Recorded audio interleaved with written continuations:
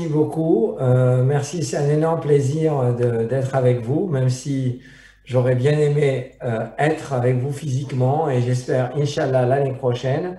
Un seul avantage de cela, c'est que j'ai pu être à Tunis ce matin et à Casablanca cet après-midi, ce qui n'aurait pas été possible autrement. Donc, ça a quand même des avantages. On m'a demandé de parler de FA et de diabète. Donc j'ai fait un focus sur ces patients qui ont une fibrillation atriale et qui ont un diabète et comment mieux les protéger. J'ai des liens d'intérêt avec les laboratoires dans le domaine de la rythmologie en général. Premièrement, ça tout le monde le sait, le diabète augmente le risque d'événements cardiovasculaires en général, que le patient soit FA ou pas FA. Les patients diabétiques ici en bleu ont un risque plus important que les patients non diabétiques en gris. Les essais randomisés avec nos AOD ont inclus des patients diabétiques et ça va nous permettre aujourd'hui de pouvoir discuter un petit peu sur leurs résultats. Et comme vous voyez, les 4 essais ont inclus, on va dire, entre 23 et 40% de patients diabétiques. Et donc, Rocket AF, par exemple, qui étaient les patients les plus graves, il y avait environ 40% des patients qui avaient un diabète de type 2. Lorsqu'on regarde quel est on va dire, le profil type de ces patients, finalement, on voit que c'est des patients en moyenne de 70 ans qui, en général, ont une surcharge pondérale ou une obésité, qui peut y avoir jusqu'à un tiers d'insuffisants rénaux, notamment ici dans Rocket. Et bien sûr, ces patients sont au risque thromboembolique déjà parce qu'ils ont l'âge et ils ont le diabète. Donc, ça leur fait ça comme facteur de risque. Et donc, c'est des patients, bien entendu, FA plus diabète avec indication, donc obligatoirement en traitement anticoagulant. Lorsqu'on regarde les résultats de nos anticoagulants oraux directs, on voit déjà que le job est fait, c'est-à-dire que ce qu'on retrouvait dans les essais randomisés dans la population globale se retrouve chez les patients diabétiques, avec notamment, bien sûr, la non-infériorité sur le décès embolie systémique et le moindre risque d'hémorragie intracrânienne, quasiment réduit de 50%. Après, vous pouvez retrouver quelques éléments, des petits points supplémentaires. Ici, dans Rocket, chez le diabétique, il y avait une diminution significative, par exemple, du risque de décès cardiovasculaire, mais c'est un critère secondaire d'un sous-groupe. Donc, bien sûr, à prendre avec des pincettes comme tous les sous-groupes. Deuxièmement, moi, comme cardiologue, c'est vrai que j'accorde une moindre importance aux membres inférieurs étant focalisé sur la rythmologie et sur l'AFA, mais c'était intéressant d'aller piocher ce qu'on appelle les MAIL. Vous connaissez tous les MAIL, ces événements cardiovasculaires majeurs, mais les MAIL, c'est des événements majeurs des membres inférieurs. L pour limbe, c'est les membres inférieurs. Et c'est assez intéressant parce qu'il y a plusieurs essais qui sont intéressés à ça. Et donc, finalement, j'ai voulu vous montrer ici la prévention des MACE et des MAIL chez les patients qui ont une FA et un diabète. Alors pour ça, je suis allé piocher cette analyse rétrospective d'une database de prescription aux États-Unis, qui sont des patients qui ont reçu soit le rivaroxaban, soit la varfarine, une période assez large entre 2012 à 2017, finalement 5 ans, et qui sont intéressés ici et publiés l'année dernière l'incidence des MACE et des MAIL et également l'incidence des hémorragies majeures. Et vous voyez que l'AOD, en l'occurrence ici le rivaroxaban, fait mieux que la varfarine pour bien sûr la réduction globale des MACE, mais le bénéfice là où il était encore plus flagrant, c'est les MAIL. Vous voyez 0,19 pour 100 patients année versus 0,75 et vous le retrouvez à peu près sur la majorité des événements liés au membre inférieur, notamment les amputations. Donc assez intéressant, puisque finalement, bon, si on prend les dernières recommandations, hein, j'ai mis peu de diapositives tirées des dernières recommandations d'il y a 2 mois de la Société européenne de cardiologie. Les AOD sont préférés aux AVK, sont la stratégie de première intention dans la FA. Et donc là, c'était intéressant de regarder particulièrement cette sous-population. Alors bien sûr, on pourrait vous intéresser notamment au risque de saignement. Alors vous savez que dans Rocket AF, le rivaroxaban avait fait match nul par rapport aux AVK, et vous retrouvez ce match nul, c'est les hémorragies majeures, également chez le patient diabétique. Vous voyez que d'ailleurs, ici, il n'y a pas d'augmentation du risque d'hémorragie gastro-intestinale et qu'on retrouve également cette baisse des hémorragies intracrâniennes sous AOD, pas loin des 50%, qui n'a pas atteint ici la significativité, mais c'est un sous-critère d'un sous-groupe, donc on ne s'y attendait pas. On voit que c'est dans la même tendance de ce qui se retrouvait dans la population globale. L'autre élément, et préparer ce topo m'a été très utile parce que j'avais beaucoup écouté les néphrologues et là j'ai dû aller un peu plus en détail pour m'intéresser à l'insuffisance rénale. Et bien sûr, on sait tous que le diabète est une des principales causes d'insuffisance rénale, voire qu'on mettrait en incidence la première facteur associé à l'insuffisance rénale ici dans ce travail.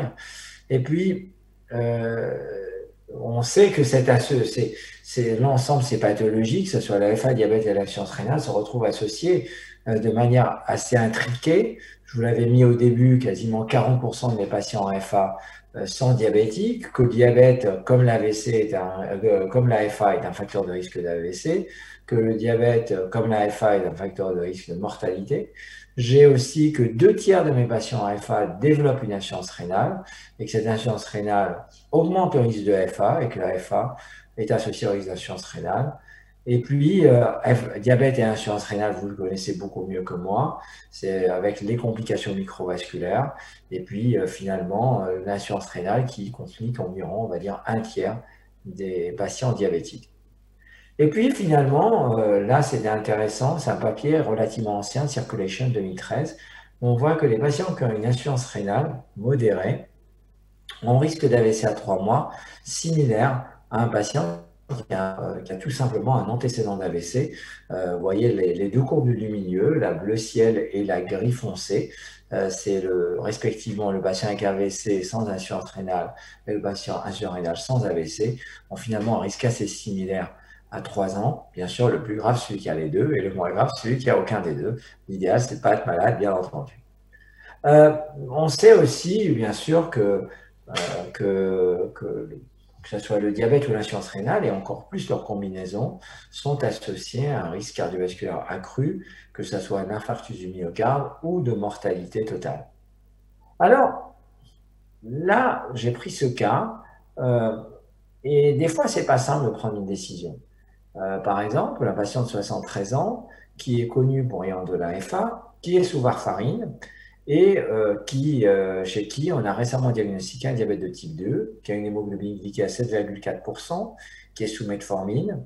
Et puis, on voit sur sa biologie, il faut avoir la chance qu'il vous amène sa biologie, hein, on galère un peu à avoir les biologies en consultation. Vous voyez que votre débit de filtration glomérulaire se réduit progressivement d'année en année, et il perd en moyenne 7 ml par minute par an. Et le jour où vous le voyez, il est à 61 ml par minute. Donc, il rentre l'année d'avant, il était là. Et lorsque vous le revoyez avec encore une clairance plus basse à 48 ml par minute.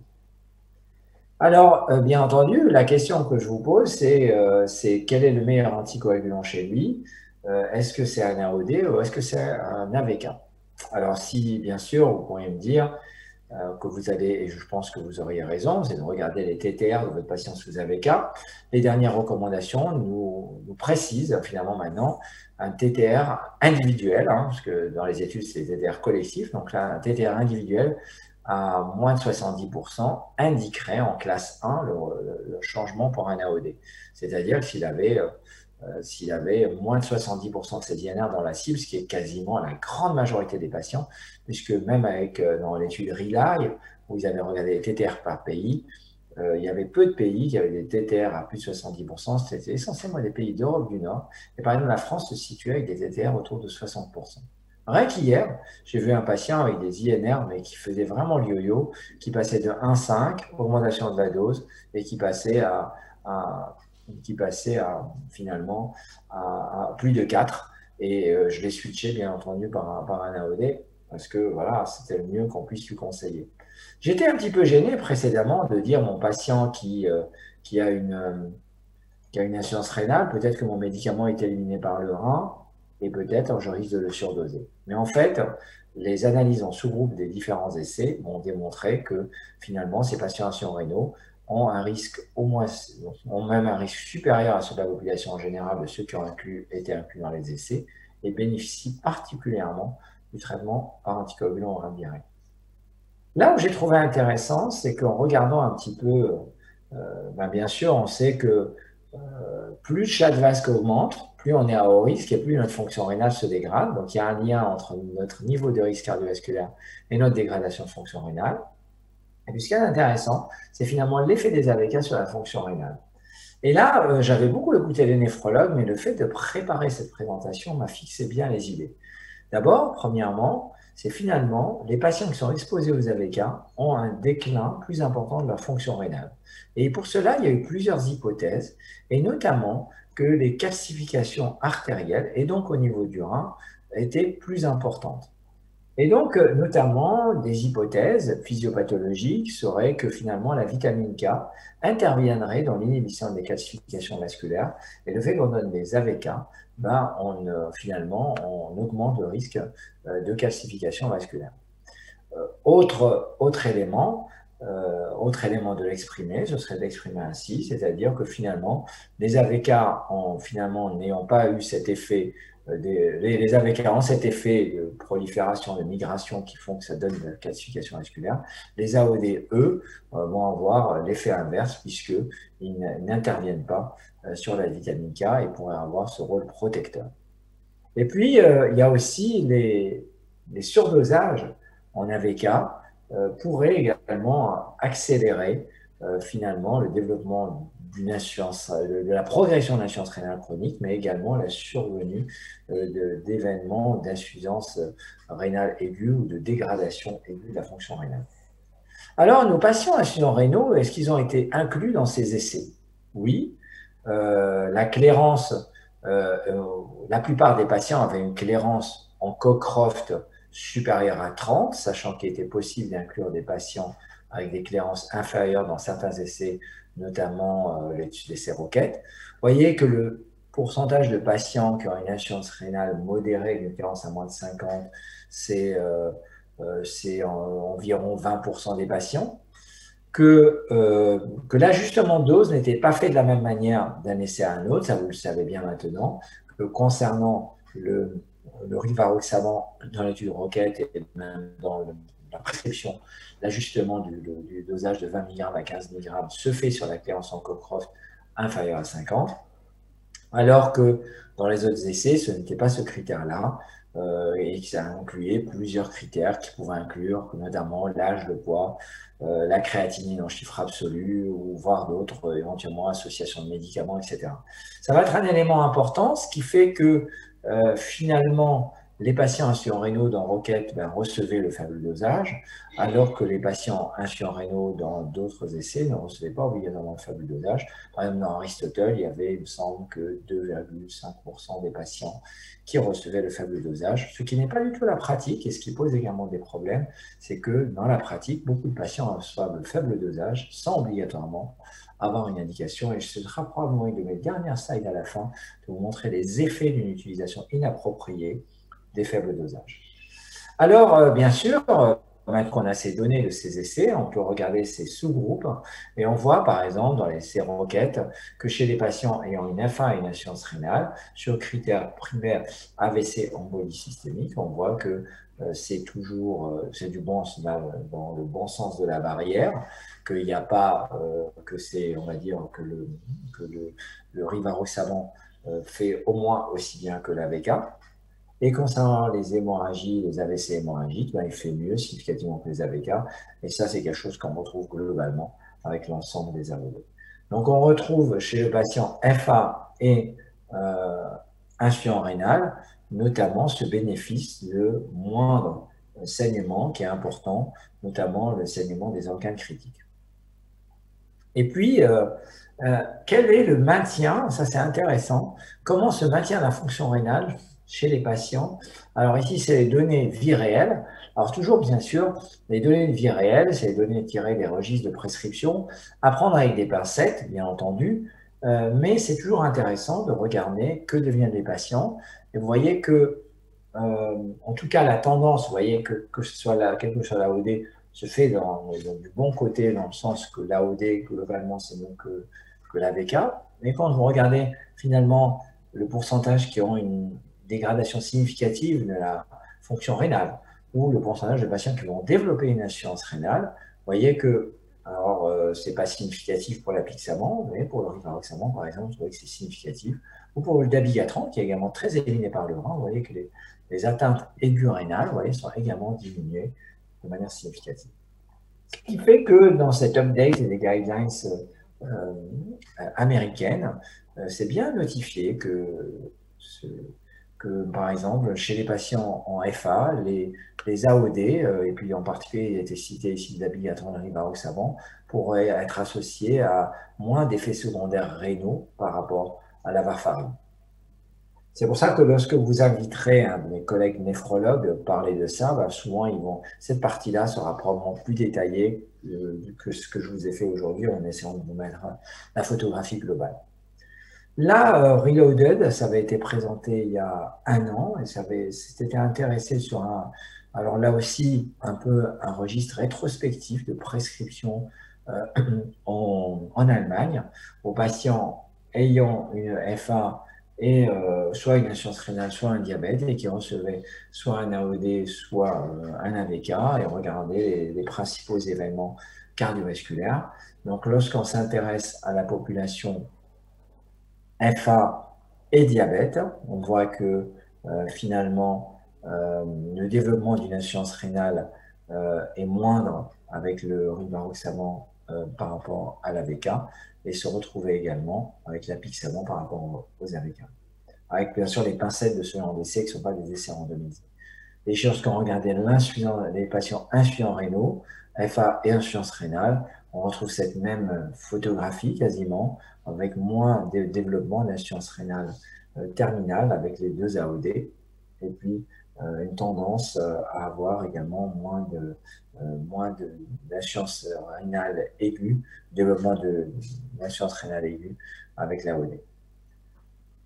Et lorsqu'on regarde le risque d'hémorragie, parce que votre crainte dans ce cas-là serait de donner un médicament éliminé par le rein, on retrouve également ce risque d'hémorragie intracrânienne qui est pas loin de réduit de 50%, ça n'avait pas atteint la significativité, et puis le risque d'hémorragie fatale était diminué de manière significative. Alors, bien sûr, lorsque ces études de vie réelle s'intéressent également finalement à l'utilisation des AOD, notamment lorsqu'ils ont utilisé en faible dosage. Alors là, ici, vous voyez le faible dosage rivaroxaban ou dabigatran versus AVK pour le risque d'AVC, c'était, on va dire, le risque d'AVC est similaire à celui des AVK. Et attention, le faible dosage avec l'apixaban ici, c'était pas significatif, mais on voyait qu'il y avait une tendance à plus d'AVC ischémique. Je vous en donnerai une idée, mais c'est probablement lié à une part de mes usages d'utilisation des faibles dosages, puisque dans l'étude Aristotle, peu de patients devaient recevoir le faible dosage. Alors c'est important, ce qui fait que c'est important d'utiliser le bon dosage pour le bon patient. Je pourrais vous montrer cette figure qui est citée du guide ERA, qui est assez détaillé, c'est génial, on retrouve la plupart des questions qu'on se pose dedans, où je pourrais l'exprimer également ici. Vous voyez que autant pour le rivaroxaban, on ajuste si la clairance est à moins de 50, donc c'est assez simple. Autant pour les autres, je ne sais pas que c'est plus compliqué, il faut juste utiliser la bonne formule. Et donc, par exemple, pour l'apixaban, il faut avoir 2 critères sur 3 entre l'âge à plus de 80 ans, le poids à moins de 60 kg, la créate à plus de 133 pour donner le faible dosage. Et c'est vrai qu'en pratique, la plupart des médecins donnent le faible dosage alors qu'ils ne devraient pas. Ils ont taux d'utilisation de faible dosage est estimé entre 30 et 40%, que ce soit en Europe ou aux États-Unis. Mais ça vient du fait que s'il saigne, c'est à cause du traitement donc du docteur. S'il fait un AVC, c'est pas de chance. Or, c'est notre responsabilité de donner le bon dosage au bon patient. Et c'est ce que je vous disais tout à l'heure, c'est-à-dire que ici, c'est une étude qui s'était intéressée aux patients qui recevaient le faible dosage alors qu'ils ne devaient pas le recevoir. Et vous voyez que lorsqu'ils recevaient le faible dosage d'apixaban alors qu'ils n'auraient pas dû le recevoir, ils avaient un risque d'AVC embolie systémique significativement augmenté. Ce qui n'était pas le cas pour les deux autres, dabigatran et varoxaban. En fait, c'est comme si vous donniez un demi-Cintron au lieu de donner 3/4 ou 1. C'est sûr qu'on recevra la demi-dose, puisque 2,5 au lieu de 5, c'est plus grave que de recevoir 15 au lieu de 20 ou 110 au lieu de 150. Donc, ça veut dire qu'il faut être très, très vigilant avec l'utilisation du bon dosage pour le bon patient. J'arrive donc à la fin de ma présentation. Je pense que je vous avoir montré que nos patients diabétiques sont à risque, à très haut risque, qu'il faut les protéger, que le message donné dans les recommandations européennes d'utilisation des AOD par rapport aux AVK, il est encore plus valable chez les patients diabétiques.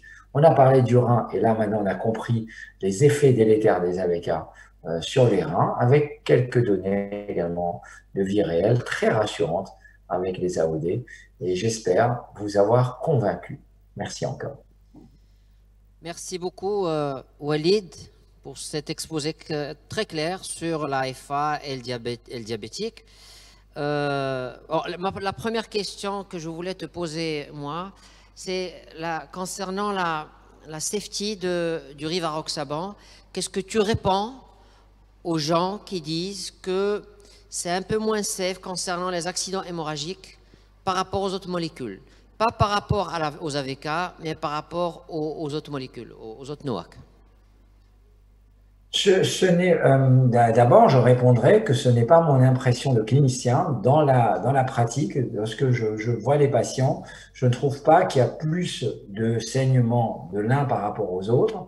Et quand on regarde dans les essais, c'est toujours difficile de comparer les essais parce que ce n'est pas les mêmes populations. Dans Rocket AF, ils ont inclus les patients très haut risque, et la moitié avait déjà fait un AVC par rapport aux essais Aristotle ou Relay.